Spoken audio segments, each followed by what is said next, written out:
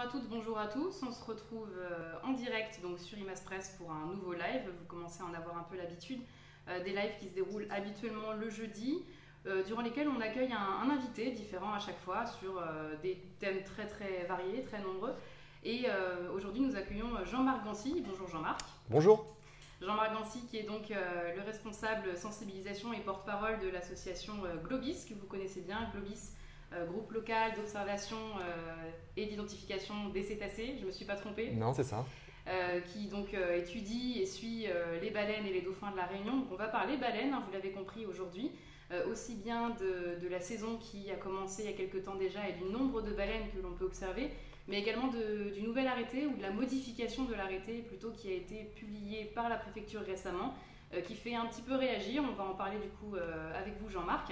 Et puis on retrouve pour la deuxième partie de l'émission Antoine. Bonjour à tous. Antoine qui, comme toujours, va relayer vos questions à vous internautes. Donc n'hésitez pas, comme toujours, à poser toutes vos questions en direct sur le Facebook Live et nous les relayerons à Jean-Marc ici qui pourra donc vous répondre.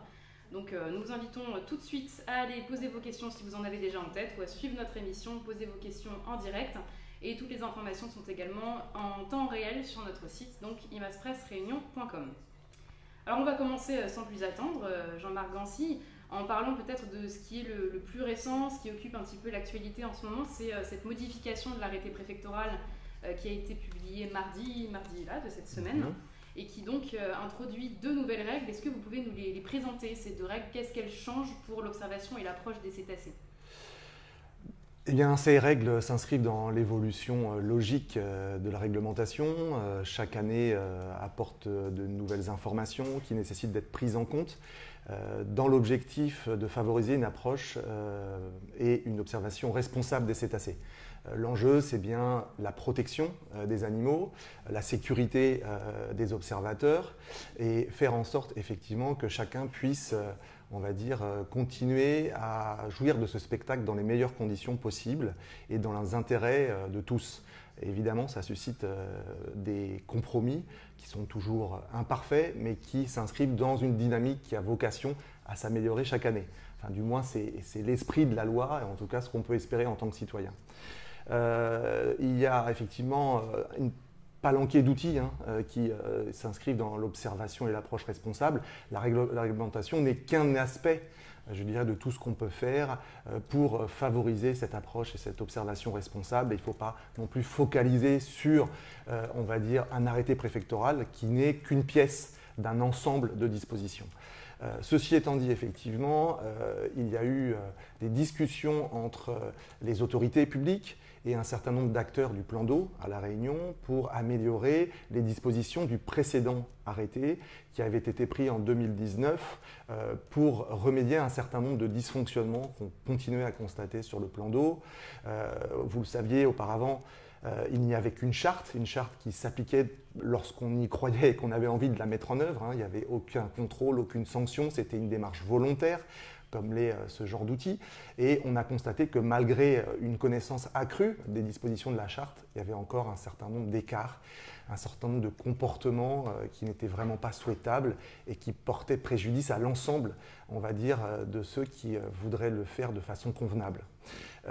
Il a été donc décidé, et c'est la prérogative des autorités, des services de l'État, des élus en charge de ces questions, il a été décidé de poser un arrêté qui réglemente, en fait on passe d'un droit mou à un droit plus dur, qui réglemente ces pratiques et qui prévoit des contrôles et des sanctions appropriées, on va dire, aux écarts.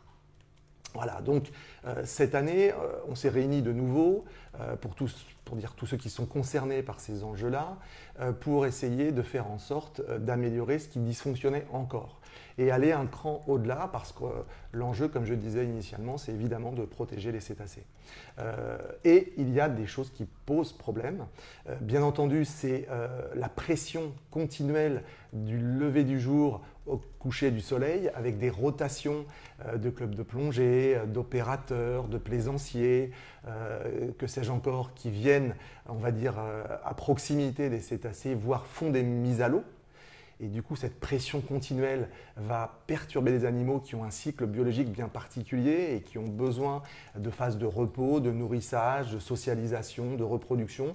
Et tout ça, cette pression continuelle toute la journée, bien évidemment, a des conséquences néfastes sur leur capacité à assumer toutes ces fonctions vitales. Donc, il fallait trouver une façon, on va dire, de minorer, d'amoindrir les conséquences néfastes de l'observation continuelle tout au long de la journée. La deuxième chose, c'est un sujet controversé, c'est celui de la mise à l'eau, puisqu'elle est encore autorisée à La Réunion, comme vous le savez. Contrairement à la plupart des pays du monde, on a encore la possibilité de nager avec les mammifères marins, de se mettre à l'eau, comme on dit parfois, avec les cétacés.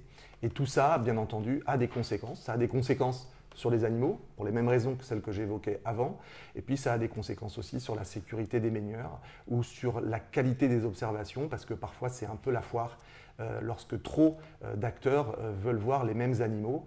Et comme on a des saisons récemment qui sont un peu moins, on va dire, nombreuses en animaux, enfin je me suis mal exprimé, comme il y a beaucoup moins d'animaux ces 2 dernières années sur le point d'eau, et ça amplifie la pression sur chacun d'entre eux. Voilà. Donc il y a eu débat.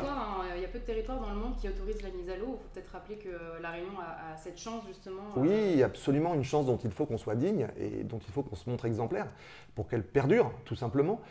Donc effectivement, il y a très peu de pays, je n'ai pas le décompte exact, mais c'est moins d'une dizaine en tout cas. Oui, 5 ou 6, oui, quelque chose comme ça, qui dans le monde autorise encore, selon des modalités variées d'ailleurs, mais qui autorise encore la nage avec les cétacés.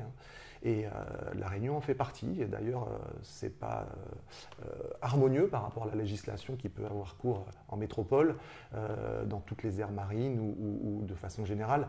Donc là aussi, il y a des questions qui se posent. Mais il y a un régime un peu dérogatoire dont il faut qu'on soit conscient. C'est toujours autorisé. L'arrêté qui a été pris par les pouvoirs publics le permet encore, donc il n'y a pas d'interdiction définitive. Mais si on veut que ça dure, il faut qu'on soit responsable et que ces mises à l'eau se passent du mieux possible. Alors qu'est-ce qui change justement? On a 2 règles, c'est une nouvelle période de quiétude, enfin une période de quiétude tout court puisqu'on n'en avait pas jusqu'ici. Absolument. Et la mise à l'eau encadrée, est-ce que vous pouvez nous détailler un petit peu ces 2 règles? Oui, alors il se trouve que vous me posez des questions là-dessus. Moi je ne suis pas forcément le plus légitime à évoquer ce qu'ont décidé les pouvoirs publics après concertation d'un certain nombre d'acteurs. Je vais vous donner ma compréhension des sujets.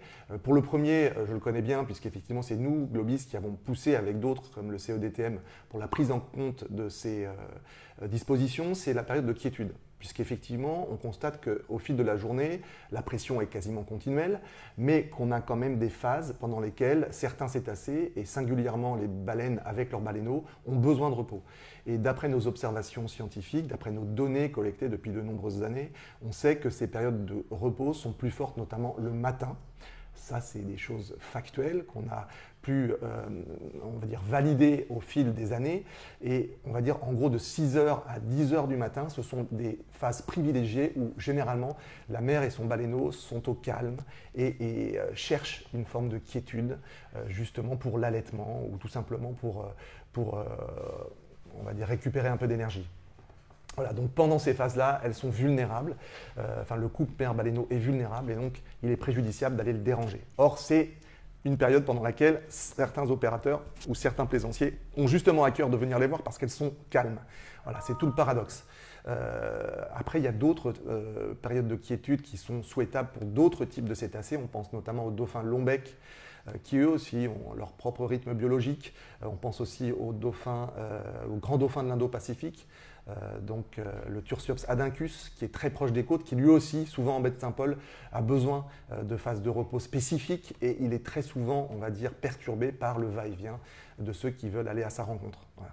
Donc on est là face à des dispositions qu'on a essayé de pousser pour faire en sorte qu'au moins on limite l'observation à certaines périodes qui sont particulièrement sensibles. Ça, c'est le sens, on va dire, de cette période de quiétude qui est proposée. Alors, il y a certains qui ricanent, excusez-moi du terme, parce qu'on parle de la nuit.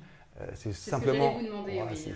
C'est juste une commodité de langage pour dire que de 16h pour ce qui est des mises à l'eau à 18h pour ce qui est d'observation, jusqu'au matin 9h, il ne se passe rien sur le plan d'eau qui puisse nuire aux cétacés. Voilà, tout simplement. Mais effectivement, ce qu'il faut comprendre, c'est que tôt le matin et en fin d'après-midi ou début de soirée, effectivement, là, on essaye de ménager les animaux parce qu'ils en ont besoin.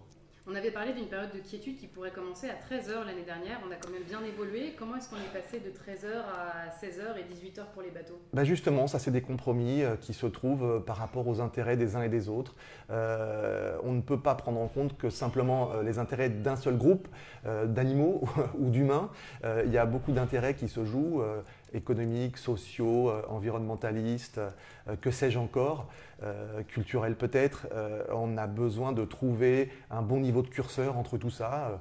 L'interdire du jour au lendemain partout pour tout le monde, c'est évidemment pas socialement acceptable, mais il y a des dispositions qui peuvent se prendre au fur et à mesure, notamment cette phase de quiétude qui est déjà concentrée à des moments propices, fait en sorte qu'on limite la pression anthropique, la pression humaine d'observation sur ces animaux.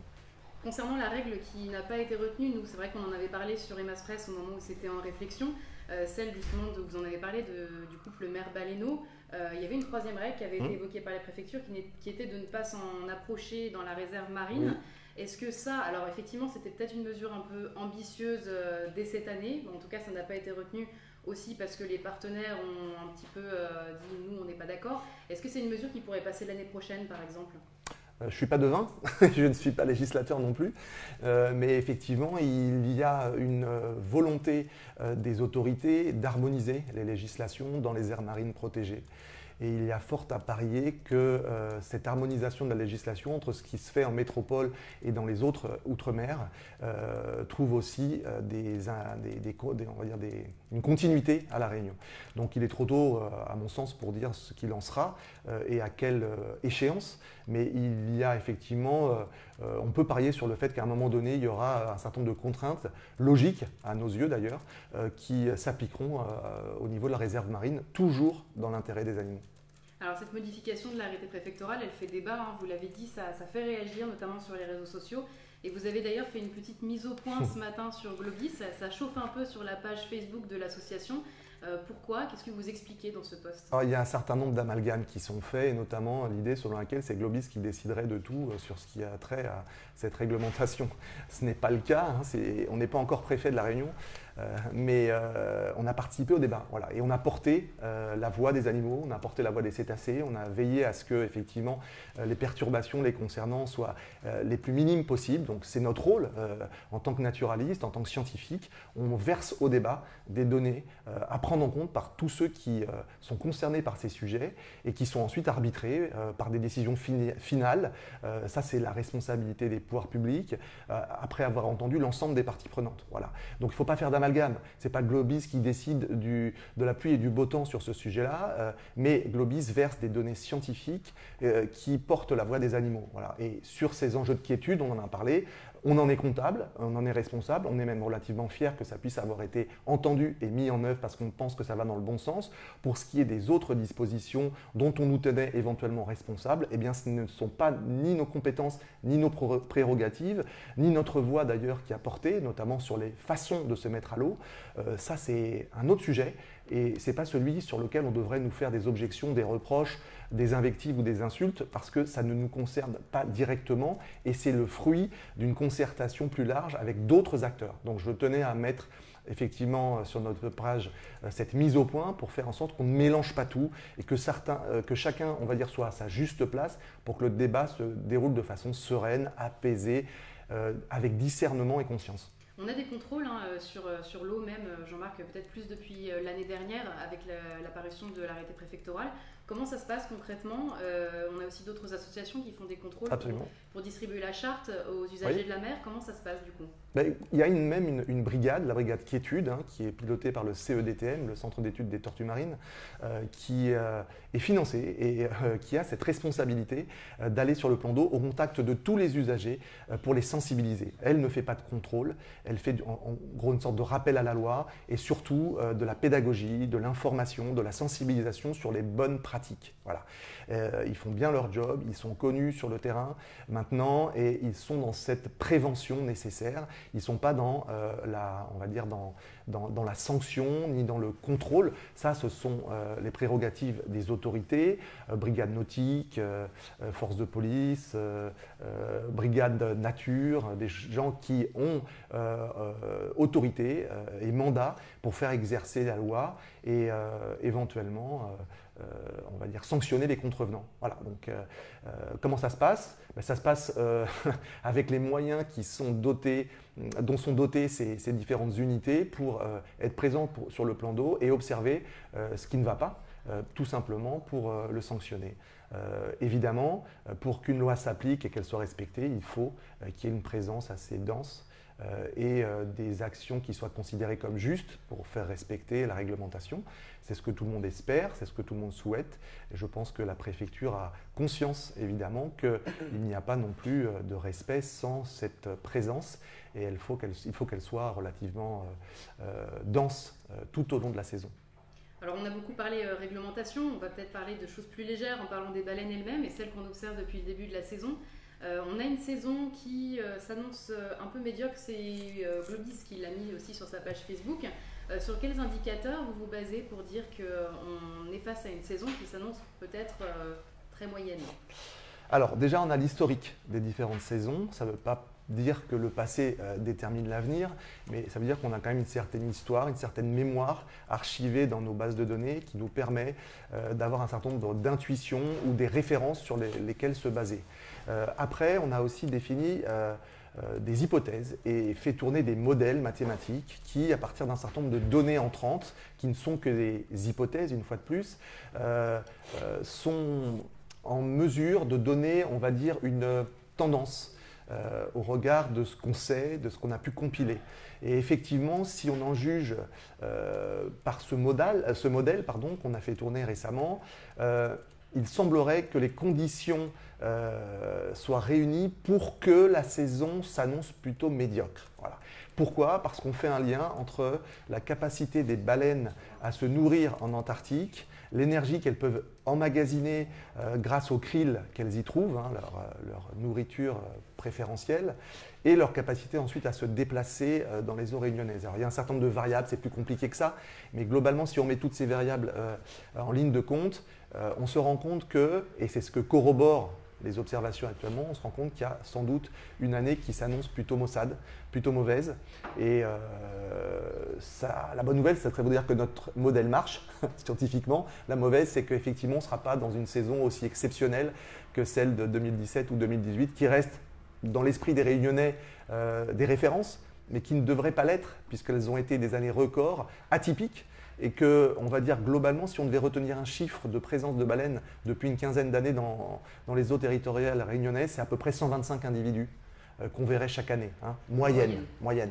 L'année dernière, on était à peu près à ce chiffre, on était à 100-110. Donc finalement, ce n'était pas une année aussi mitigée que ça, c'était plutôt une année classique. Cette année, bon, bien entendu, tout peut encore arriver, hein, on n'est que fin juillet. Néanmoins, ça fait déjà un bout de saison entamé, mais bon, il reste encore le mois d'août, éventuellement début septembre. Donc on tirera le bilan évidemment à la fin, on verra si notre modèle est efficace, s'il peut être amélioré, on va enrichir notre capacité à prédire les saisons grâce à ces nouvelles données. Mais globalement, oui, on est face à une saison qui s'annonce plutôt mauvaise, quoi. Et alors, quels sont les derniers spécimens que vous avez pu observer justement? Est-ce que vous pouvez nous raconter un petit peu les dernières observations? Il y a eu notamment un passage assez sympathique à Terre Sainte où vous avez vu 7 baleines d'un coup. Hein. Alors, ce n'était pas à Terre Sainte, c'était à Grand'Anse. Ah, à Grand'Anse. Voilà, à Grand'Anse. Effectivement, nous, ce qu'on fait chez Globis grâce à notre réseau mobilisé de bénévoles, c'est qu'on lance ce qu'on appelle des GIRBA, des groupes d'intervention rapide sur baleines. C'est-à-dire que des bénévoles se mobilisent dès qu'on nous signale des individus pour aller faire de la photo-identification. Je rappelle que la photo-identification, c'est une méthode scientifique qui permet de prendre des photos de la nageoire caudale, de la face intérieure de la caudale des baleines, qui est un peu comme leur empreinte digitale, qui définit la nature unique de chaque individu, et ce qui nous permet aussi de faire des comptages, d'avoir un certain nombre d'informations pour savoir si ces baleines ont déjà été vues à La Réunion d'une année sur l'autre ou d'une île à l'autre. Voilà. Donc On fait ça, et donc c'était une belle observation effectivement, parce qu'on avait un groupe assez nombreux, 7, alors dispersés, hein, ils n'étaient pas tous ensemble. Et puis je dirais actuellement, on nous signale 1 à 2 à 3 baleines par jour, à différents endroits. Hier soir, c'était plutôt, enfin hier dans la journée, c'était plutôt au large de la NRL. Ce matin, c'était au large du Barachois. Il y avait également une baleine signalée dans le sud sauvage. Voilà, donc une à l'Ermitage hier après-midi aussi. Donc on est voilà, dans un rythme où il y a des baleines à La Réunion. Elles sont plutôt timides, elles sont plutôt furtives. Les conditions de météo, d'ailleurs en mer, ne permettent pas toujours de sortir pour aller à leur rencontre. Mais il y en a. Et chaque jour, on essaye de faire des photos identification pour effectivement les identifier. Alors vous avez parlé de 2017-2018 tout à l'heure, et c'est vrai que beaucoup ici font allusion à ces 2 années, surtout 2018 qui a été, comme certains disent, un festival de saut de baleine au bord de la route. Oui, oui. Comment on explique qu'on ait 2 années comme ça qui étaient particulièrement riches? Parce que vous le dites, ça ne doit pas devenir une référence, c'est quand même en train de le devenir puisque ça reste dans la mémoire de tous les Réunionnais. Mais comment est-ce qu'on explique qu'on ait eu 2 années aussi riches et qu'après on retombe, et pourquoi ça a l'air de se dérouler un peu par cycle de 2 ans comme ça? J'en sais rien. Sincèrement, si on le savait, ça serait simple de l'expliquer, mais il y a beaucoup de variables qui peuvent effectivement interagir pour expliquer ces 2 pics records. Bon, après, ce qu'il faut savoir aussi, et ce qu'il faut avoir en tête, et c'est plutôt une bonne nouvelle, c'est que les populations de baleines à bosse dans l'hémisphère sud se sont reconstituées. Quasiment à leur niveau antérieur à la pêche pré-industrielle, d'après certaines études scientifiques récentes. C'est-à-dire qu'après les avoir décimées pendant des années, des décennies par la chasse, cette chasse n'a plus cours dans l'hémisphère sud, qui est globalement un sanctuaire maintenant, d'autant plus que les Japonais ont quitté l'Antarctique. Et du coup, les populations, on va dire, progressivement se reconstituent, c'est-à-dire qu'on a de plus en plus de naissances et de plus en plus d'individus. On parle de plusieurs dizaines de milliers d'individus, alors qu'il n'y avait que quelques milliers à la fin de la période de la pêche industrielle. Donc, ça fait un grand nombre d'individus, et ces individus, par rapport à leur cycle biologique, se déplacent de l'Antarctique aux régions plus chaudes, les zones tropicales, pour mettre bas et s'accoupler. Donc, certaines années, ces conditions sont peut-être plus favorables dans l'océan Indien, à La Réunion, à Madagascar, ou on va dire dans la zone, dans le bassin océanique, et peut-être qu'à d'autres moments, c'est plus favorable au sud de l'Afrique du Sud, au sud de la Patagonie, au sud de l'Australie, et donc les individus, les groupes, les populations se déplacent au gré de ces conditions plus ou moins favorables selon des logiques qui sont les leurs et qu'on n'a pas totalement décryptées encore. Et sur l'observation des baleines, on a un groupe Facebook que vous avez d'ailleurs relayé vous-même qui appelle à observer les baleines de la côte. Oui. Qu'est-ce que vous pensez de ce type d'initiative? Est-ce que justement ça peut amener à observer les cétacés de manière responsable? C'est une très bonne initiative qu'on a encouragée. Elle a été menée par une jeune femme qui souhaitait encourager cette pratique d'observation. On a la chance, effectivement, à La Réunion, de pouvoir observer depuis la côte, puisque les baleines sont très proches du littoral. Les dauphins aussi, parfois, on peut les observer depuis la côte, et c'est une pratique qu'on encourage parce qu'évidemment, elle est accessible à tous et elle permet de ne pas, enfin en tout cas, elle ne perturbe pas les animaux, étant donné qu'on n'est pas sur le plan d'eau, on ne fait pas de bruit avec un moteur, on n'est pas proche et on ne les dérange donc pas, ou en tout cas infiniment moins. Voilà, donc ça c'est quelque chose qu'on encourage très fortement, et on peut faire de très belles observations. Pour preuve d'ailleurs, nos photographes récemment ont pris des photos de caudales depuis la côte.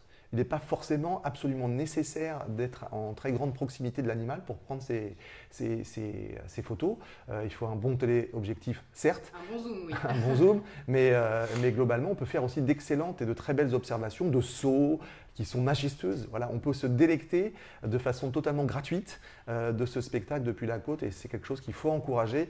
Et on aimerait d'ailleurs chez Globis que se multiplient les plateformes à terre, parce qu'il y a des spots, des hotspots qu'on connaît bien, Cap-Laousset, l'Ermitage, Roche-Noire, ou d'autres lieux, Grand Bois, qui sont des lieux privilégiés d'où on peut observer les baleines depuis la côte. Voilà, donc c'est très bien, il faut le faire, il faut encourager ceux qui veulent le faire à pouvoir le faire dans de bonnes conditions. Et vous avez parlé de photo-identification, vous avez aussi appelé les particuliers comme ça qui voient une baleine de la côte ou bien à bord d'un bateau à photographier eux-mêmes la caudale. Oui. Alors comment ça se passe? Si jamais effectivement on a l'occasion de voir une baleine et la chance de voir une on peut faire une bonne photo qui puisse servir à la photo-identification? Donnez-nous un peu le mode d'emploi. Alors ça, c'est un programme qu'on appelle de sciences participatives. Beaucoup de structures naturalistes ont des programmes de sciences participatives qui permettent aux citoyens de collaborer à ces efforts scientifiques. En l'occurrence, nous, notre programme, il s'appelle CODAL, K-O-D-A-L, et c'est un programme qui invite effectivement les photographes passionnés ou amateurs à prendre des photos de caudal lorsqu'ils sont en sortie en tant que plaisanciers, lorsqu'ils sont opérateurs sur un bateau professionnel, lorsqu'ils sont depuis la côte avec un bon téléobjectif. Effectivement, s'ils arrivent à prendre la caudale de face, de façon relativement nette, avec toute sa forme entière, on va dire, avec ses stigmates, sa couleur, avec, on va dire, sa forme, on les invite effectivement à nous transmettre ces photos de la meilleure qualité possible à une adresse mail qui s'appelle photoid@globis.org, et on traite des dizaines voire des centaines selon les saisons photos grâce à une bénévole chez nous qui s'appelle Valérie et qui traite toutes ces caudales pour vérifier notamment qu'on n'ait pas déjà vu ces individus les années précédentes. Parce que dans ces cas-là, ça nous donne des indications supplémentaires sur ces populations. Il y a des individus qui reviennent régulièrement, certains qu'on a vus jusqu'à 11 fois, si je ne me trompe pas, et puis d'autres qu'on a rarement vus, ce qui est généralement le cas, qu'on n'a jamais vu, puisqu'il y a un flux continuel de baleines qui arrivent à La Réunion. Donc voilà, toutes ces indications sont précieuses pour la connaissance et nous permettent d'avancer dans nos recherches. Alors, concernant justement la photo-identification, le suivi des baleines, vous aviez aussi un programme de recherche à base de balises Argos. Oui. Vous en avez posé une sur une baleine l'année dernière. Vous deviez en poser 15 et continuer cette année. Comment ça se passe, Jean-Marc Gancy? Est-ce qu'on va pouvoir poser ces fameuses balises si on ne voit pas suffisamment de baleines? Comment est-ce que vous voyez la chose là? Alors, on a différents programmes scientifiques, effectivement. On a parlé de photo-identification, on aurait pu parler aussi de programmes génétiques. On collecte on va dire des échantillons de peau pour pouvoir les analyser. On peut aussi parler effectivement de programmes acoustiques. On pourrait éventuellement y revenir, mais c'est des programmes importants pour compléter ce qu'on peut faire en surface. Et puis, effectivement, il y a des programmes de suivi satellitaire. Donc, ces programmes de suivi satellitaire sont assez, on va dire, spectaculaires parce qu'ils permettent de suivre la migration des baleines grâce à la pose indolore de balises Argos dans le gras de l'animal, et ces balises restent ancrées selon des méthodes bien spécifiques dans, on va dire, le corps de l'animal, un peu à la manière d'une écharpe pour un humain, et transmettent des informations qui sont précieuses sur leur route migratoire. Voilà. Donc tout ça est très encadré, tout ça est très suivi, les protocoles scientifiques sont très rigoureux, et lorsqu'on lance de tels programmes, on s'entoure de précautions importantes et on espère que tout se passe bien parce que c'est très sensible et très délicat à faire. L'année dernière, malheureusement, on avait prévu, comme vous l'aviez dit, de poser 15 balises, mais en fin de saison, parce qu'on voulait poser ces balises en fin de saison pour voir vers quel lieu précis de l'Antarctique les baleines se dirigeaient, en fin de saison, on avait peu d'individus. Vous vous souvenez que mi-août déjà, la plupart des individus avaient quitté les eaux réunionnaises et on ne voyait plus que quelques baleines, quelques couples mère-baleineaux, mais très rarement. Donc on n'a pas pu poser autant de balises qu'on le souhaitait. On a néanmoins pu taguer, comme on dit, une balaise, une baleine, balèze d'ailleurs, Oui, une baleine avec son baleineau, donc c'est la mère qui a été taguée, avec une balise Argos qui a émis depuis la mi-septembre de mémoire jusqu'au début janvier de l'année suivante, donc à peu près 4 mois pleins. Ce qui nous a permis de voir par où elle transitait pour retourner dans ces zones de nourrissage. Hyper intéressant. Elle a fait notamment un stop assez long à Crozet qu'on n'imaginait pas. Elle est partie d'abord vers Madagascar. Voilà. Donc ça, c'est très intéressant. Ça nous donne des données scientifiques très riches qui nous permettent d'améliorer la connaissance, toujours dans l'objectif de préserver les populations, l'espèce et les individus en particulier. On aurait aimé pouvoir poser les 14 balises restantes, évidemment, puisque on les a toujours, elles ont été financées et elles doivent être utilisées justement aux fins de ces recherches. Mais cette année va s'annoncer encore un peu compliquée pour ça. Pourquoi? Pas simplement parce qu'il n'y a pas beaucoup d'individus. Évidemment, il y en a moins, mais rien ne dit qu'en septembre, voire fin août, les choses ne soient pas différentes. En revanche, on a une autre difficulté bien concrète. qui est celle du Covid. Alors pourquoi la crise de la Covid-19 impacte les mobilités internationales, comme vous le savez, et nous travaillons avec une agence américaine spécialisée dans ce type de programme, qui est la NOAA, qui est au climat et à l'océan, ce que la NASA est à l'espace, qui est une agence américaine qui a des spécialistes, des biologistes, qui sont très compétents, notamment pour poser ces balises Argos et pour travailler sur les protocoles qui font que ces balises émettent très efficacement leurs données. Voilà. Et donc, notre partenaire à la NOAA, Amy Kennedy, qui était venue l'année dernière pour poser ces balises Argos, ne peut pas se déplacer, ne peut pas quitter le territoire américain en raison de la crise sanitaire qui sévit là-bas de façon très aiguë. Voilà. Et tout simplement, on craint qu'à l'échéance voulue, elle ne puisse pas venir nous rejoindre à La Réunion. Et dans l'intervalle, il est trop tard pour trouver un autre partenaire plus proche ou qui puisse se déplacer pour effectuer ces manipulations très délicates, une fois de plus, sur les cétacés. Voilà. Donc on craint et on est très déçus qu'une fois encore, cette année ne soit pas propice à la pose de ces balises. Ça ne veut pas dire qu'on ne persévérera pas. Si ce n'est pas cette année, ça sera l'année prochaine et on ira au bout de ce programme dont nos partenaires sur lequel nos partenaires sont très attentifs, à la fois les partenaires financiers, que ce soit les fonds européens ou l'État et la région, ou les fonds notamment privés comme ceux d'EDF qui nous a aidés cette année pour reconduire l'opération et qui, nous l'espérons, poursuivra son soutien l'année prochaine puisqu'on ne l'aura pas consommé faute de pouvoir faire l'opération. Merci, on espère effectivement que ça pourra se faire l'année prochaine dans ce cas-là. Alors on arrive en deuxième partie d'émission, donc comme promis, Antoine, on vous écoute. Il y a déjà de nombreuses questions des internautes sur le live. Exactement, une première question de Julien Dubois qui, concernant la réglementation de l'observation et de la mise à l'eau, pose la question suivante. Qu'est-ce que préconise Globis contre les abus pratiqués par certains professionnels ? Alors, les abus, déjà, je reviens sur l'idée que seuls les professionnels, on dirait, commettraient des abus. C'est malheureusement un terme un peu excessif, mais en tout cas, on va dire que le respect de la réglementation, s'il progresse chez tout le monde, a encore des trous, on va dire, dans la raquette, à la fois chez les professionnels et chez les amateurs et les plaisanciers. Voilà. Il faut noter quand même, pour Julien, il faut qu'il sache que globalement, sur l'observation depuis les embarcations, à 80-85%, je cite les chiffres du CEDTM, qui observe particulièrement ces sujets-là, à 80-85%, les observations depuis les embarcations, depuis les bateaux, qu'ils soient privés ou on va dire de plaisanciers, sont conformes à la réglementation. Donc se passe bien. Voilà. Pour ce qui est des mises à l'eau, en revanche, seulement une trentaine de pourcents des mises à l'eau sont conformes à la réglementation. Et donc là, on peut effectivement parler de dysfonctionnement. Globis n'a pas particulièrement à se prononcer sur la façon dont les mises à l'eau se font. Nous alertons sur le fait que, de base, les mises à l'eau posent problème. Et que de base, les observations depuis les embarcations mal faites posent problème. Et ça, on le dit avec des arguments scientifiques qui montrent que le dérangement est préjudiciable aux animaux parce qu'il leur fait consommer par la fuite qu'il induit de l'énergie précieuses dont ils ont besoin pour d'autres tâches vitales. Voilà. Donc que ce soit de l'observation depuis un bateau ou la nage avec les cétacés, il y a de toute façon des effets qui sont dommageables aux animaux.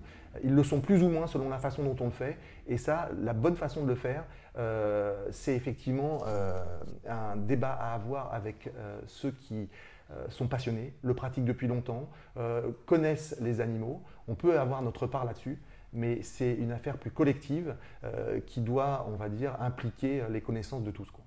Je me permets juste de rebondir, peut-être aussi l'occasion de préciser, attention également aux dauphins.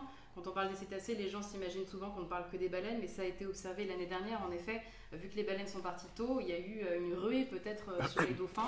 Et dans ce cas-là, la prudence est de mise. Oui, on parle souvent de façon générique de whale watching. On devrait parler aussi de whale and dolphin watching, puisqu'effectivement, hors saison baleine, les dauphins ramassent, si j'ose dire. Alors c'est observation des baleines et des dauphins en anglais. Voilà, excusez-moi. Et observation des baleines et des dauphins. Et tous ces cétacés sont concernés, et de même que d'autres types de cétacés d'ailleurs. Lorsque de façon opportuniste on croise un petit rorqual, on croise un globicéphale, On peut croiser aussi 22 espèces différentes de cétacés à La Réunion, ce qui est exceptionnel. Tout s'applique à ces animaux, c'est-à-dire qu'on a un respect à avoir qui passe par une distance respectée, une approche silencieuse, une mise à l'eau qui se fait de la façon la plus passive possible, avec un nombre limité d'individus, de nageurs, avec une façon de palmer, une façon de regarder, une façon de plonger éventuellement vers l'animal qui est aujourd'hui réglementée, qu'on l'apprécie ou pas, cette réglementation, elle pourra peut-être évoluer, mais en tout cas, elle est un garde-fou par rapport aux pratiques les plus dommageables. Donc voilà, il y a effectivement des améliorations à apporter, mais globalement, il faut aussi retenir que les choses progressent dans le bon sens à certains égards et que cette charte est de plus en plus connue, la réglementation est parfois bien respectée. Le problème, c'est toujours ceux qui n'en ont rien à faire et qui portent préjudice à l'ensemble. Voilà. Donc malheureusement, il faut un cadre qui s'applique à tous et que chacun en soit digne. Merci. Une question suivante peut-être, Antoine? On a une nouvelle question, oui, de Bertrand qui s'interroge sur le contrôle de la brigade nautique et qui demande si le passage d'un arrêté préfectoral n'est finalement pas un effet de poudre aux yeux, s'il n'y a pas vraiment les moyens de le faire respecter. Oui, il a raison. Il faut que, comme dans tous les cas, que ce soit la prévention routière ou que sais-je encore, d'autres lois ne peuvent être appliquées, ne peuvent être respectées, malheureusement, que si ce respect à la loi est présent et donc que les forces de l'ordre, que les brigades assermentées puissent le faire, c'est-à-dire qu'elles aient les moyens d'être présents régulièrement sur le plan d'eau et soient compétentes et qualifiées aussi pour apprécier toutes les dispositions de la réglementation. Voilà. C'est une montée en compétence de tous qui doit être faite et des moyens octroyés aux missions de contrôle. C'est une évidence. Merci. On passe donc à la question suivante, Antoine. Alors, de nouveau sur la mise à l'eau, on a une question d'une internaute qui se demande si le nombre de personnes autorisées à aller à l'eau, justement, est encore trop élevé avec ce nouvel arrêté préfectoral. Je crois qu'il est limité à 10 personnes et à 5 bateaux sur zone. D'ailleurs, ça a été augmenté puisqu'avant c'était 3 bateaux sur zone. Donc, est-ce que c'est trop? De toute façon, la nage a des impacts négatifs. Et donc, plus les nageurs sont nombreux, plus les risques sont élevés. Voilà, c'est une loi relativement simple. Donc, est-ce que 10 c'est encore trop? Ça dépend évidemment intimement de la façon dont c'est fait.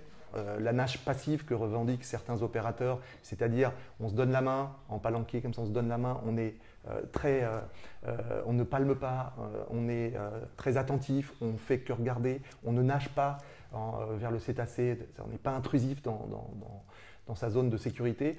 Voilà, ça c'est bien sûr évidemment moins dommageable et encore moins si on est 2 plutôt que 10. Voilà. Et concernant le nombre de bateaux, on dit aussi qu'il ne faut pas encercler les cétacés. Oui, ça c'est une mesure de bon sens aussi, mais malheureusement on constate parfois l'inverse sur le plan d'eau. Tous les bateaux doivent être du même côté, ne doivent pas couper la route aux cétacés, ne doivent pas leur permettre de ne pas s'enfuir, ne doivent pas être captifs en fait d'une sorte de cercle que les bateaux feraient autour d'eux. Donc la réglementation, et la charte le prévoyait déjà depuis longtemps, doivent se situer du même côté. Merci. On passe à la question suivante. Une nouvelle question sur l'arrêté préfectoral qui décidément passionne nos internautes. Est-ce que pour vous, les réunions préalables à cet arrêté se sont passées dans de bonnes conditions et est-ce que tous les acteurs qui sont concernés par cet arrêté ont été réunis et concertés pour en décider? Oui, j'ai entendu cette controverse qui n'est pas infondée d'ailleurs. Je ne sais pas quelle est la loi, la réglementation en l'occurrence, pour ce qui a trait aux concertations de cette nature. Est-ce qu'elles doivent impliquer toutes les parties prenantes, c'est-à-dire aussi bien les professionnels que le grand public, pour faire court? Ça avait été le cas l'année dernière lorsque le premier arrêté avait été mis en place. Il y avait une consultation publique sur Internet notamment. Il y avait eu des réunions avec les professionnels. Cette année, les autorités en ont décidé un peu autrement, c'est vrai. Il y a eu des consultations, d'après mes informations, uniquement avec les acteurs du point d'eau, c'est-à-dire les professionnels qui sont concernés par ces sujets-là, les associations, les scientifiques. Mais le grand public, je crois, n'a pas été consulté spécifiquement et certains s'en émeuvent. Voilà, donc je ne suis pas forcément compétent pour dire si, en l'occurrence, les pouvoirs publics ont eu raison ou pas de le faire, ou s'ils ont eu le droit ou pas de le faire. Je crois qu'il y a un recours même qui est déposé par l'association des citoyens de Saint-Pierre sur ce sujet. Bon, on verra. Personnellement, je pense qu'il est souhaitable de consulter tout le monde.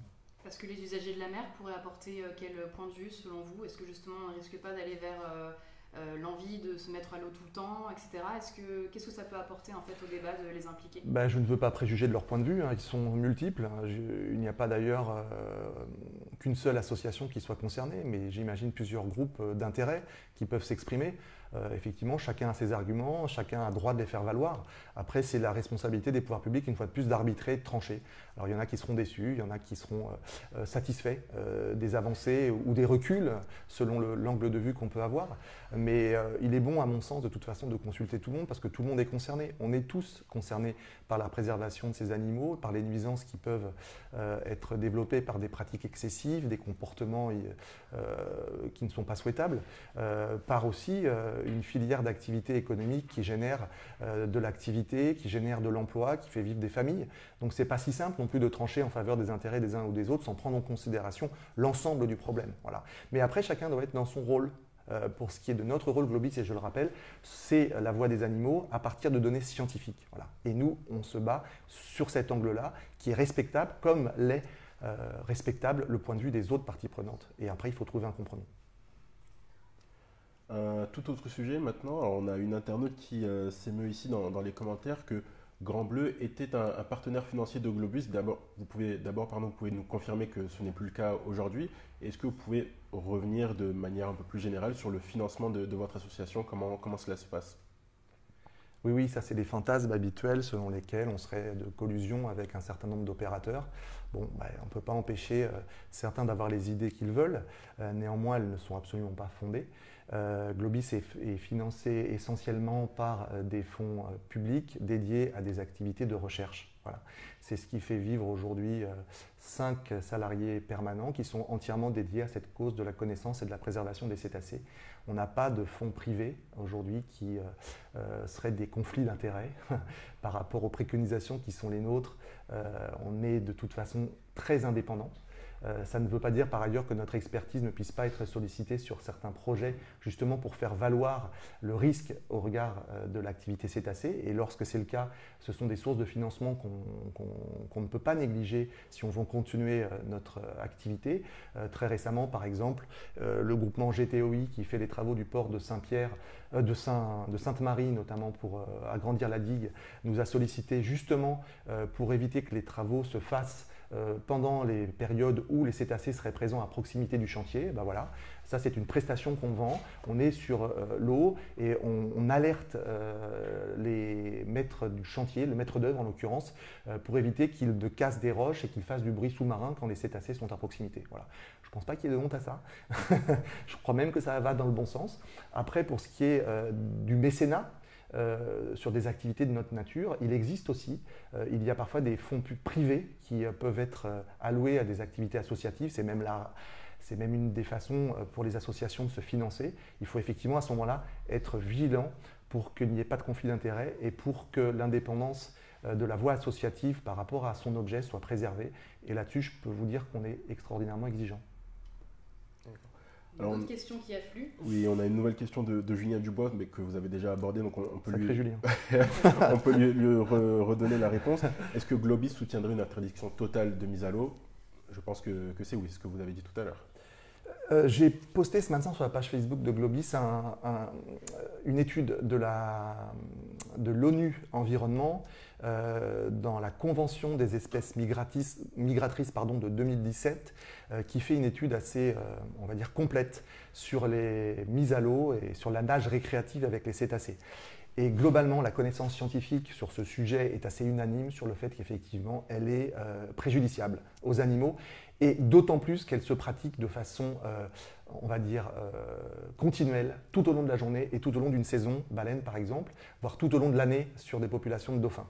C'est incontestable, c'est avéré, c'est objectif et c'est la raison pour laquelle certains pays ont pris des mesures beaucoup plus drastiques pour la réglementer en faveur d'une interdiction. Voilà.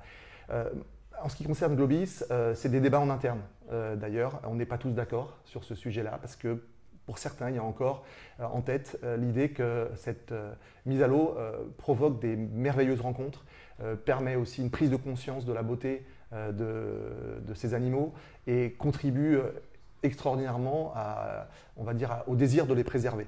C'est vrai. Voilà. Mais est-ce que c'est compatible avec des dizaines et des centaines, voire des milliers de personnes qui le font tout au long d'une saison? C'est là le problème. C'est qu'aujourd'hui, il y a aussi un enjeu démographique, un problème de pression anthropique trop important qui ne peut pas s'exercer sans limite. Voilà. Donc c'est un débat qui doit avoir lieu, c'est un débat qui doit s'effectuer de façon sereine, c'est un débat démocratique qui ne touche pas que les cétacés, mais notre relation au monde sauvage en règle générale. On aimerait avoir notre mot à dire et prendre notre part de ce débat. Mais si on veut effectivement continuer à avoir les cétacés dans de bonnes conditions durablement, je crois qu'il faut qu'on s'auto-limite, voilà, et que cette question soit mise sur la table. Je fais juste un aparté, une allusion, puisque vous parlez de rencontres et de mise à l'eau et de distance à garder avec les cétacés. Une allusion à cette vidéo que vous aviez partagée et critiquée, où on voit quelqu'un poser la main sur un dauphin. Alors ça aussi, ça a forcément entraîné une polémique, puisque beaucoup de gens disent est-ce que c'est pas le dauphin finalement qui s'est approché? Est-ce que c'est pas la rencontre qu'il faut valoriser ici? D'autres qui disent en effet on a une intrusion dans la vie du cétacé. C'est un débat compliqué, j'ai l'impression quand même. Oui, c'est un débat compliqué parce qu'effectivement il y a ce qu'on appelle les dauphins un peu ambassadeurs qui effectivement recherchent le contact humain, certains d'entre eux, et donc ils vont s'approcher de façon très grande des humains jusqu'à éventuellement rechercher ce contact. Mais, il y a un mais, ce contact leur serait préjudiciable dans le sens où ils pourraient aussi véhiculer des pathogènes, des maladies que les humains peuvent avoir et peuvent leur transmettre, de la même façon que ces animaux sauvages ont également des pathogènes qu'ils peuvent transmettre aux humains. Donc déjà, la précaution de base, c'est d'éviter ces contacts, quand bien même l'animal le souhaiterait. Et ensuite, le fait de poster ce genre de belles rencontres, on va dire, ou en tout cas de rencontres inattendues sur les réseaux sociaux, incite d'autres à faire de même. Et c'est ça contre quoi nous nous sommes élevés, parce que ça va vraiment à l'encontre du bon sens et du souhaitable si on veut préserver ces espèces. Donc sous couvert de les aimer, finalement, on va générer des attitudes qui vont à l'encontre de leurs intérêts. Et c'est ça qu'on a dénoncé dans cette mise au point, qui effectivement a suscité pas mal de réactions, mais qui étaient souvent des réactions en décalage par rapport à ce qu'elle voulait dire, cette mise au point. N'en faisons pas de la publicité, quoi. C'est ce qu'il faut en retenir. Surtout pas, parce que c'est préjudiciable aux hommes et aux animaux, donc je ne vois pas l'intérêt de le faire. Merci. On passe aux questions suivantes. Alors, tout à l'heure, vous parliez d'un modèle mathématique pour avoir des hypothèses sur la qualité des saisons des baleines. Et il y a une question d'une internaute ici qui nous demande comment vous sortez vos chiffres. Est-ce que vous pouvez nous expliquer un peu à quoi ressemble le quotidien à Globis? Comment vous étudiez on parlait des saisons des baleines, la manière dont elles arrivent au large de la Réunion, mais plus largement, à quoi ressemble votre travail à Globis? Oui, merci beaucoup de cette question. Notre travail à Globis est un travail scientifique qui se décline selon différents programmes. Et ces programmes ont des objets différents, des finalités différentes et utilisent des méthodes différentes.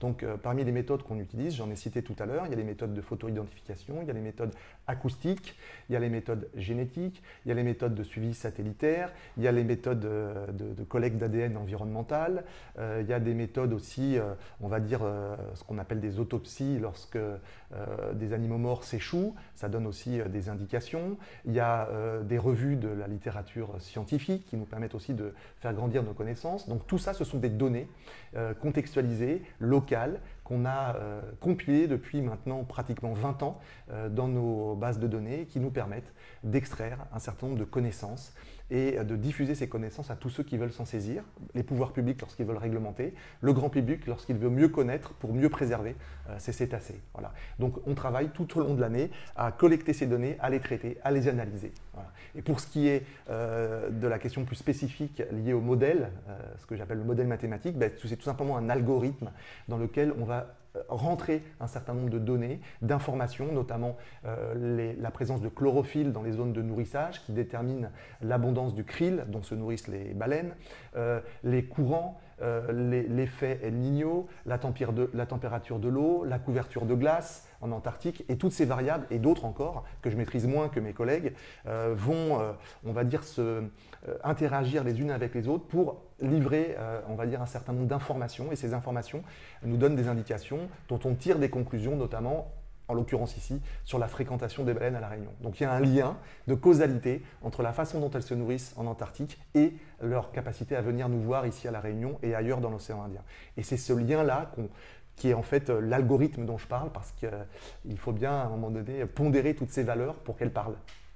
Je rebondis, vous avez parlé des échouages, effectivement c'est quelque chose sur lequel intervient aussi Globis. On a eu une activité forte, c'était fin 2018 il me semble, avec l'échouage de Billy, il a même été nommé au niveau de la nouvelle route du littoral. Est-ce que ce type d'échouage est vraiment particulier, exceptionnel? Est-ce que vous pouvez nous rappeler aussi pourquoi il s'est échoué, qu'est-ce qui avait été observé par Globis? Alors globalement oui, Globis est coordinateur du réseau échouage à La Réunion. Il y a une dizaine de personnes qui disposent d'une habilitation pour intervenir en cas d'échouage, des vétérinaires ou des personnes compétentes qui ont une carte verte, comme on dit, et qui peuvent être mobilisées lorsqu'on a un échouage. Il faut savoir qu'à La Réunion, il n'y a pas énormément d'échouages. On est un petit caillou au milieu de l'océan et effectivement, il y a peu d'échouages. On en a 1 à 2 par an. Parfois spectaculaires, comme c'était le cas de Billy, qui est relativement rare. Hein. On a eu récemment, au large de Sainte-Rose, enfin à Sainte-Rose, l'échouage d'un cachalot, mais en situation de putréfaction avancée. Donc, ce n'était pas aussi, on va dire, visuel, ouais, voilà, que l'a été l'échouage de Billy, qui était encore un animal vivant et qu'on a essayé de renflouer, c'est-à-dire de remettre à l'eau, mais il était très malade. Les animaux aussi sont malades en milieu sauvage et parfois ça leur est fatal. En l'occurrence, il avait des parasites dans le foie, dans le cœur, un peu partout, et ces parasites le désorientaient, le faisaient souffrir et il en a succombé. Qu'est-ce qu'on fait d'une baleine quand elle est échouée? Il y a tout un protocole qui d'ailleurs s'affine à chaque échouage et qui permet de traiter cette situation exceptionnelle. En l'occurrence, il faut veiller à ce qu'il n'y ait pas plus d'effets négatifs à certaines actions qu'on pourrait mener. On pourrait penser qu'il suffit de le rejeter à la mer, mais là, il y a le risque requin. Il y a également le fait qu'il peut être considéré comme un déchet et on n'a pas à s'en débarrasser sans responsabilité. Donc, il faut qu'on le traite, en fait, de façon compatible avec les risques que ça peut générer. Donc en l'occurrence, pour ce qui est de Billy, il a été effectivement sorti de l'eau, il a été autopsié parce que ça révèle des informations, celles que je viens de vous donner sur la nature du mal dont il souffrait.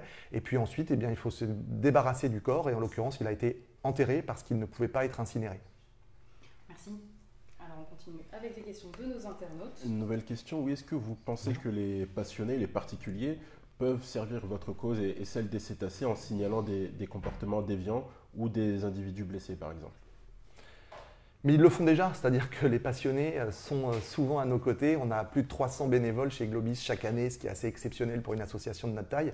Et effectivement, tous ces bénévoles vont sur le plan d'eau avec nous, font de la sensibilisation vers les publics scolaires, rencontrent le public, nous aident à traiter les informations et nous aident à mieux connaître ces animaux, une fois de plus, pour mieux les protéger. Après, est-ce qu'ils doivent être des auxiliaires des forces de l'ordre pour signaler et faire de la délation? Sûrement pas. Chacun son rôle, chacun son métier, chacun sa compétence, chacun son habilitation. Nous, la nôtre, c'est la science et le partage de cette passion vers les publics que ça intéresse. Et tous ceux qui veulent nous rejoindre pour le faire sont les bienvenus. On a peut-être le temps pour une ou deux dernières questions, Allez, Antoine. une dernière question, peut-être un peu plus personnelle. Le fait que votre association existe finalement et qu'il y ait une telle réglementation autour de l'observation des cétacés, c'est une preuve que ce sont des animaux particuliers. Qu'est-ce qui les rend si particuliers à vos yeux? Il existe d'autres législations qui protègent d'autres animaux, et bien heureusement. Donc ce n'est pas exclusif aux cétacés. En revanche, effectivement, par rapport aux cétacés, ils ont une dimension, notamment les baleines, qui est très emblématique.